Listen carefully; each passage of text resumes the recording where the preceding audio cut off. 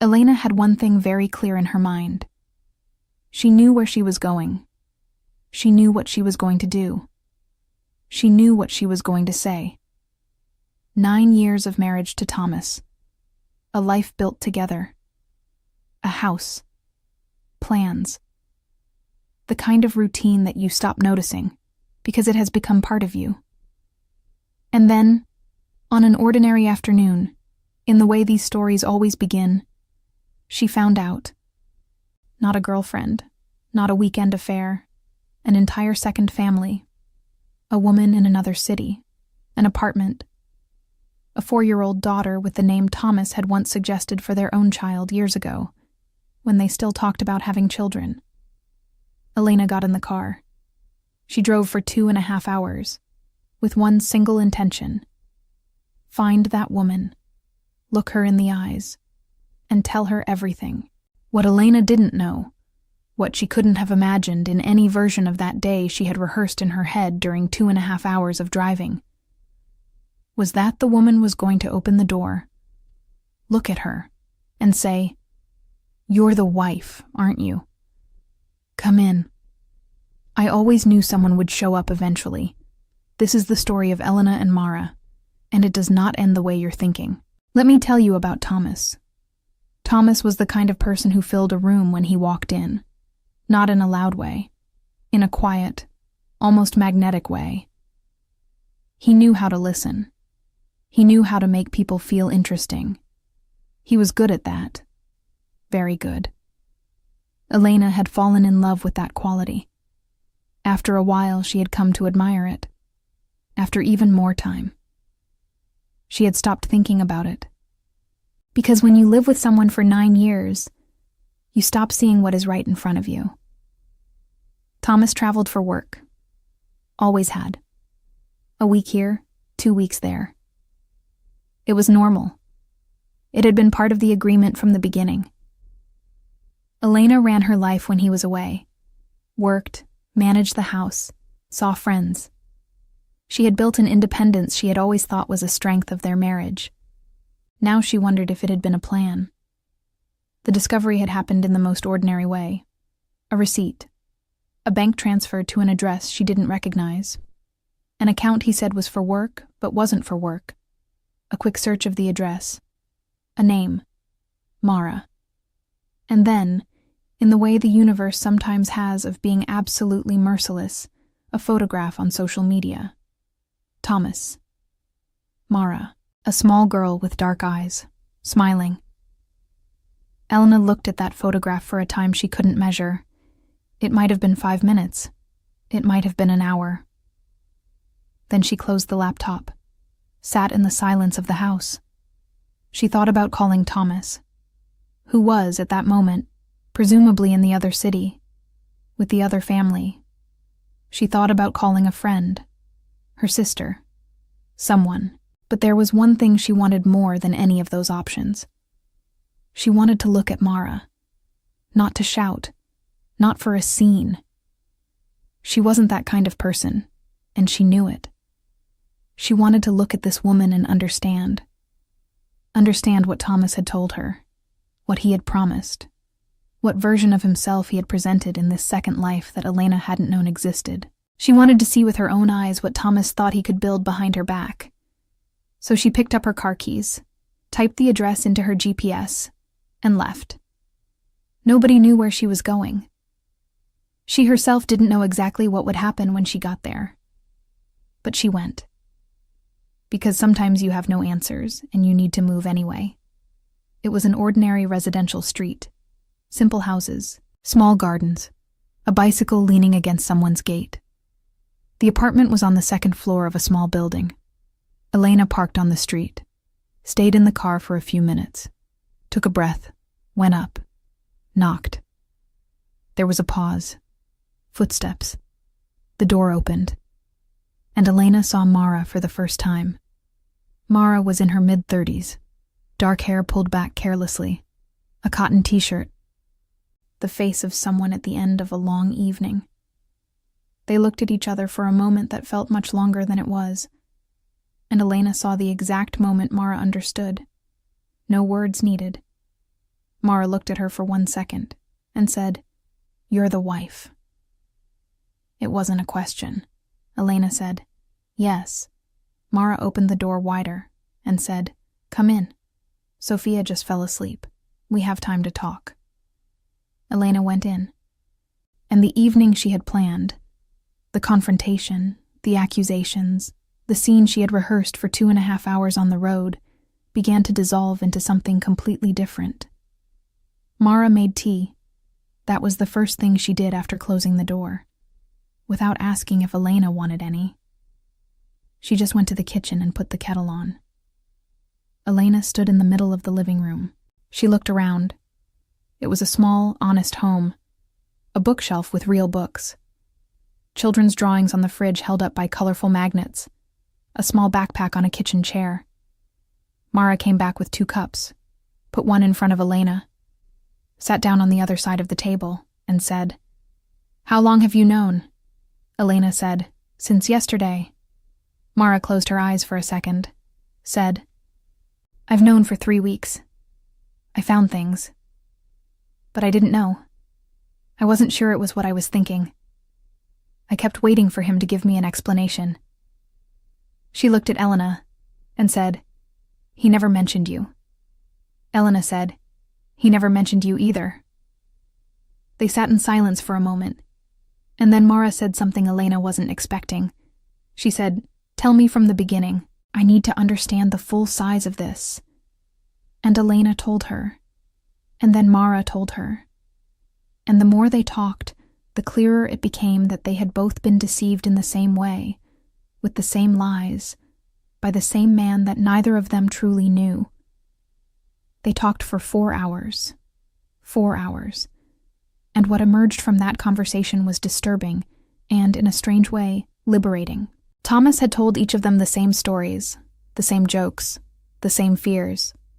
His childhood described with the same words, the same scenes, the same details.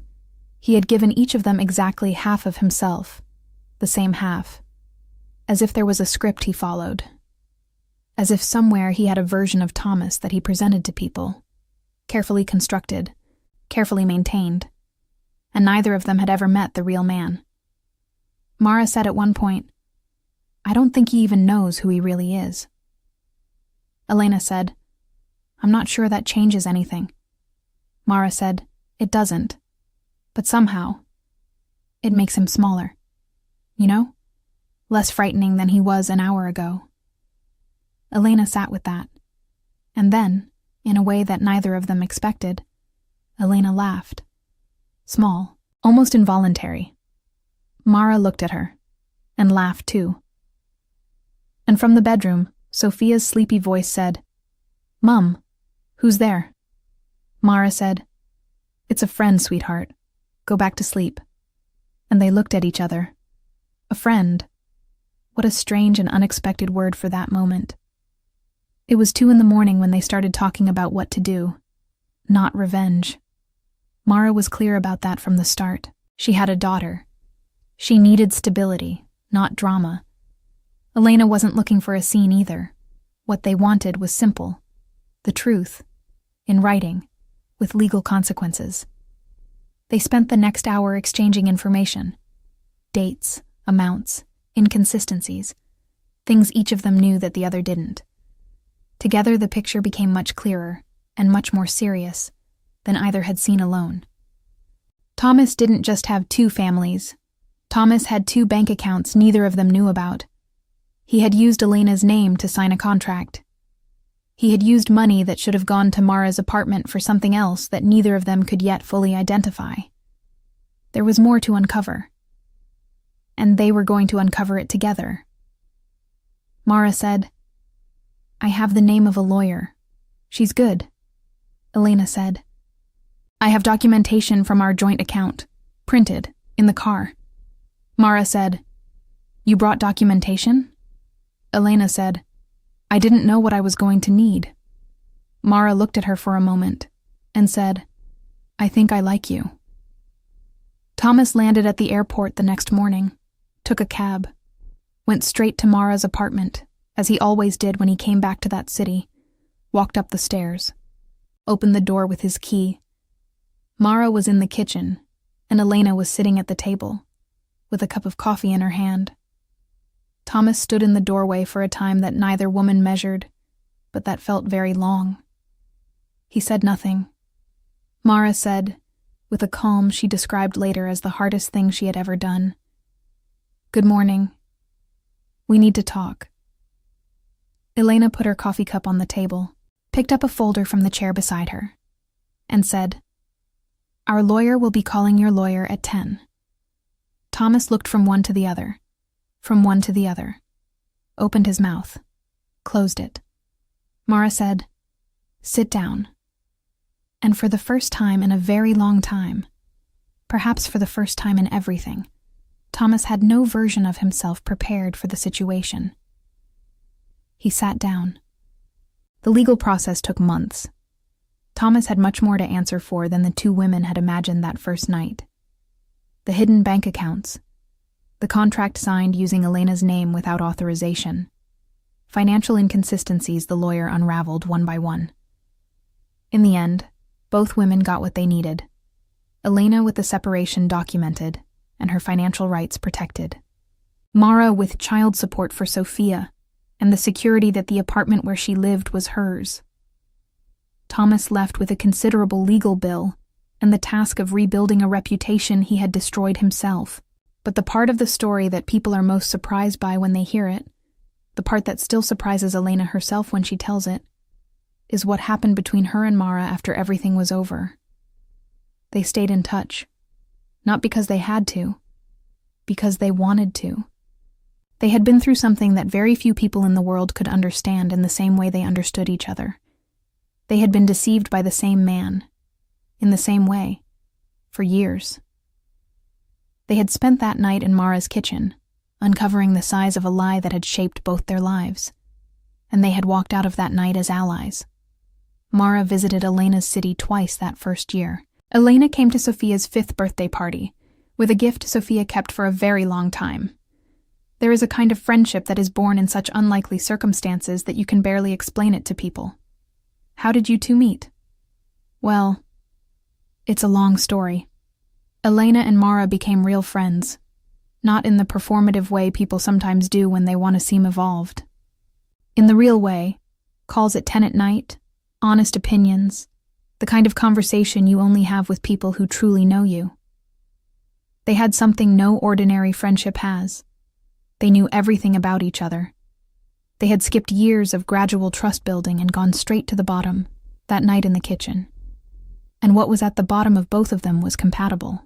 Elena said to Mara once, "You're the only person who doesn't need context for anything." Mara said, "Because I was there." Elena said, "Because you were there." Thomas found out about the friendship a few months later, through a mutual contact. He was apparently quite unsettled by it, which both women found, in Mara's exact words, absolutely hilarious. Let me tell you what Thomas had. He had two intelligent, loyal women who were both capable of deep love and genuine friendship, and he turned those two women into allies against him, not by accident, by choice, by every lie he decided to tell instead of being honest, by every time he chose convenience over truth. Thomas spent the years that followed rebuilding his life from scratch, financially, professionally, personally, without either of them, without Sophia growing up beside him the way it could have been, without the love of either woman. What did he gain from all of it? Elena doesn't know. She stopped thinking about it a long time ago. Mara doesn't know either. They have more interesting things to think about, like Sophia's next birthday, and the trip they are planning for the summer. Here is what Elena's story taught me. Sometimes the universe has a very specific sense of humor. Thomas spent years building two separate lives, investing enormous energy to make sure the two never met, never knew about each other, never compared the versions of him he had presented to each of them. And what happened when they did meet?